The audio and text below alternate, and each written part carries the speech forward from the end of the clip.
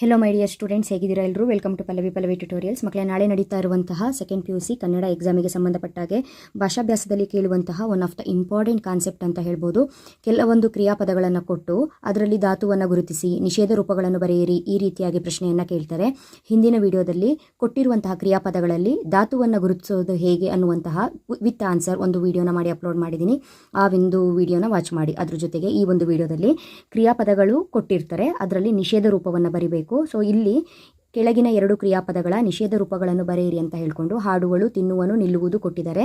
ಇದಕ್ಕೆ ಉತ್ತರವನ್ನು ಹೇಳೋದ್ರ ಜೊತೆಗೆ ಇದೇ ರೀತಿ ಯಾವ ಕ್ರಿಯಾಪದಗಳು ನಿಷೇಧ ರೂಪದಲ್ಲಿ ಬರುತ್ತೆ ಅನ್ನೋದನ್ನ ಹೇಳ್ತಾ ಇದ್ದೀನಿ. ಉತ್ತರನ ಕರೆಕ್ಟಾಗಿ ನೋಡ್ಕೊಳ್ಳಿ. ಎಂಡ್ವರೆಗೂ ಕೊಡೋದು. ಜಾಸ್ತಿ ಪದಗಳು ಎಷ್ಟು ಇಲ್ಲ, ಟೋಟಲ್ ಆಗಿ 26 ಕ್ರಿಯಾಪದಗಳನ್ನ ಕೊಡ್ತಾ ಇದ್ದೀನಿ. ಆ 26 ಕ್ರಿಯಾಪದಗಳನ್ನ ನೋಡಿಕೊಂಡ್ರೆ ಸಾಕಾಗುತ್ತೆ. ಕೆಲವೊಂದು ಮಕ್ಕಳು ಈ ವಿಡಿಯೋನೇ ಫಸ್ಟ್ ನೋಡ್ತಾ ಇರ್ತೀರಿ, ಸೊ ನಿಮಗೆ ಗೊತ್ತಿರೋದಿಲ್ಲ. ನಾನು ನಿಮ್ಮ ನಾಳೆ ನಡೆಯುವಂಥ ಕನ್ನಡ ವಿಷಯಕ್ಕೆ ಸಂಬಂಧಪಟ್ಟಾಗೆ ಎಲ್ಲ ರೀತಿಯ ಬಹುಮುಖ್ಯ ಪ್ರಶ್ನೆಗಳನ್ನು ಉತ್ತರ ಸಹಿತ ಕೊಟ್ಟಿದ್ದೀನಿ.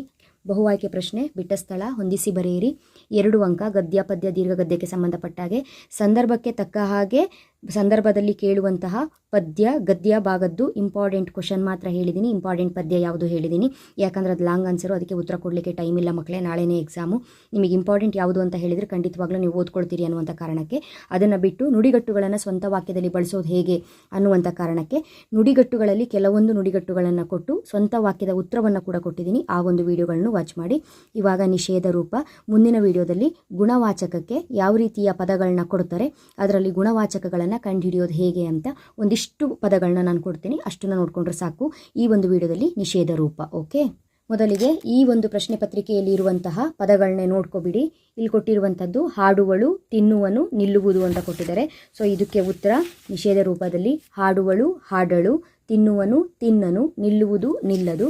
ನಿಷೇಧ ರೂಪ ನಾವು ನೆಗೆಟಿವ್ ಆಗಿ ಬರೀತಾ ಹೋಗ್ತೀವಿ. ಇಲ್ಲೊಂದಿಷ್ಟು ಪದಗಳಿದೆ, ನೋಡ್ತಾ ಹೋಗಿ. ಹೋಗುವನು, ಹೋಗನು, ಬರುವರು, ಬಾರರು, ನೋಡಿದಳು, ನೋಡಳು, ನೋಡುವರು, ನೋಡರು, ತರುವರು, ತಾರರು. ನೀವು ಏಕವಚನ ಇದೆಯೋ ಬಹುವಚನ ಇದೆಯೋ ಕರೆಕ್ಟಾಗಿ ನೋಡ್ಕೋಬೇಕು. ತರುವಳು ಅಂತಿದ್ರೆ ತಾರಳು ಆಗುತ್ತೆ, ತರುವರು ಅಂತಿದ್ರೆ ತಾರರು ಆಗುತ್ತೆ. ಆ ರೀತಿಯಾಗಿ ಏಕವಚನ ಬಹುವಚನ ನೋಡ್ಕೋಬೇಕು ಮಕ್ಕಳೇ. ಹಾಡುವನು, ಹಾಡನು. ಅದೇ ಹಾಡುವರು ಅಂತಿದ್ರೆ ಹಾಡರು ಆಗ್ತಿತ್ತು. ಆಡಿದರು, ಆಡರು, ಆಡಿತು, ಆಡದು.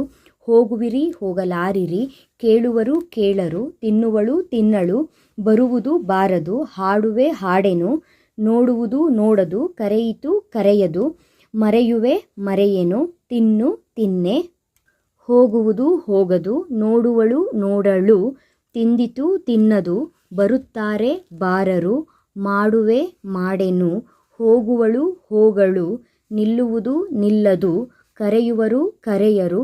ನೆಕ್ಸ್ಟು ಕೊನೆಯದಾಗಿ ಬರೆವನು, ಬರೆಯನು. ಓಕೆನಾ? ಬರೆವಳು, ಬರೆಯಳು, ಈ ರೀತಿ ಆಗುತ್ತೆ. ಸೊ ಇದಿಷ್ಟು ನೋಡ್ಕೊಳ್ಳಿ. ಮುಂದಿನ ವಿಡಿಯೋದಲ್ಲಿ ಮತ್ತೆ ಸಿಗ್ತೀನಿ. ಅಲ್ಲಿವರೆಗೂ ಚೆನ್ನಾಗಿ ಓದ್ಕೊಳ್ಳಿ. Thank you.